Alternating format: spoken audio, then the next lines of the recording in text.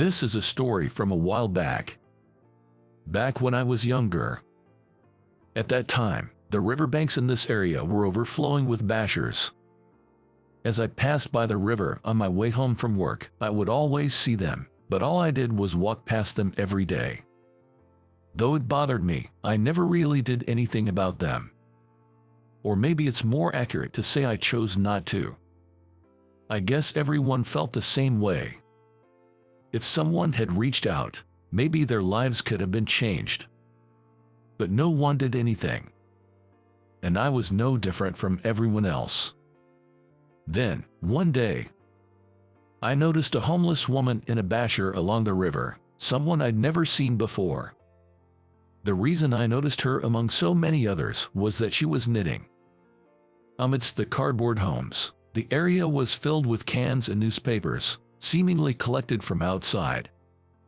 However, in her case, there were also several skeins of yarn, seemingly well organized.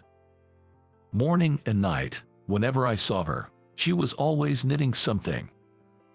The things in her hands turned into scarves, sweaters, and various other items, always using green yarn. One time, as I passed by, I glanced sideways and noticed she was using a variety of knitting techniques. It's amazing how she could create so many designs with just one color of yarn. It was truly impressive. Having worked at a fashion magazine for many years, I had never seen such original knitting techniques. Then, on one night on my way home from work, I saw her unraveling a sweater she had painstakingly knitted, turning it back into mere yarn. What a waste! After noticing this, I observed more closely and saw that items nearly finished at night were all unraveled by the next morning. Maybe she didn't have any other yarn. She kept knitting and then unraveling the same yarn. Ever since I realized this repetition, I felt a sense of regret. I wanted to somehow preserve at least one of her knitted creations. But what should I do? Before I knew it, I was constantly thinking about her. Hey, John, what's up with you? Could it be a case of love sickness? I was lost in thought when my colleague, Troy, teased me. Well, I don't know. If you can't outright deny it, then it must be love. Troy loved these kinds of conversations and looked quite amused. I had never thought about love, but maybe I was indeed enamored with her knitting skills. While I was pondering this, Troy, perhaps misunderstanding something, said with a grin, "Christmas is just around the corner. Why not ask her out on a date? We're not exactly in that kind of relationship." Even though I responded that way, Troy playfully nudged me, saying, "Good luck," and seemed to be having a good time. Really, what a handful. But thanks to Troy, I remembered that Christmas was coming up and came up with an excuse to talk to her. I really wanted to ask her to knit something. That night, I gathered my courage and went straight to where the woman was. She was knitting again today. "Excuse me, hello." "Oh, are you talking to me?" She seemed surprised to be approached by a passerby. Looking cautious, she stared intently at me. I continued in as calm a voice as possible, hoping to ease her wariness. "Yes, you. I've always seen you knitting and thought I'd like to ask you to knit something for me." "Really?"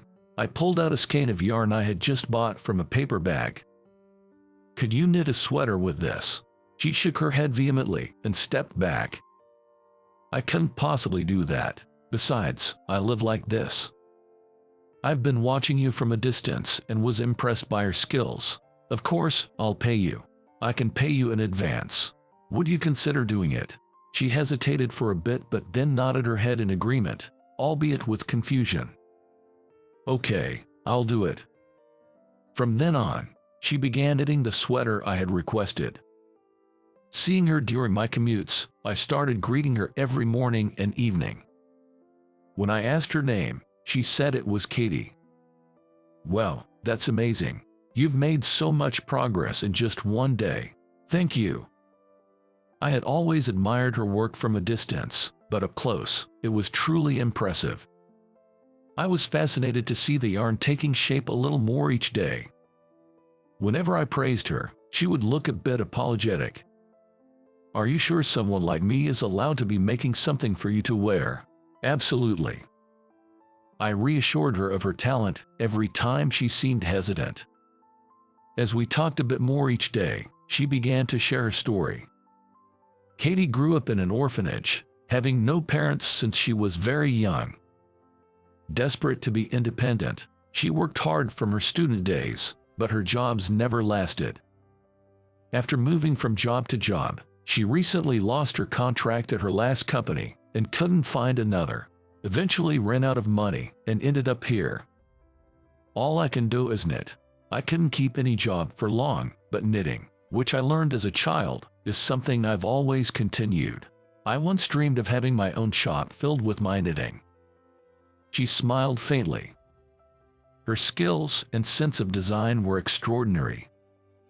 It's rare to find someone with such talent. It would be such a waste if Katie's work was never shown to the world. A society where someone as skilled as her ends up homeless just shouldn't exist. I felt that strongly. And so, she continued to knit the sweater earnestly. And a few days later, it's finished. The beautifully designed sweater was finally complete. "Wonderful, thank you so much." Expressing my gratitude, she smiled happily. Wearing the sweater to work the next day, it received a lot of compliments.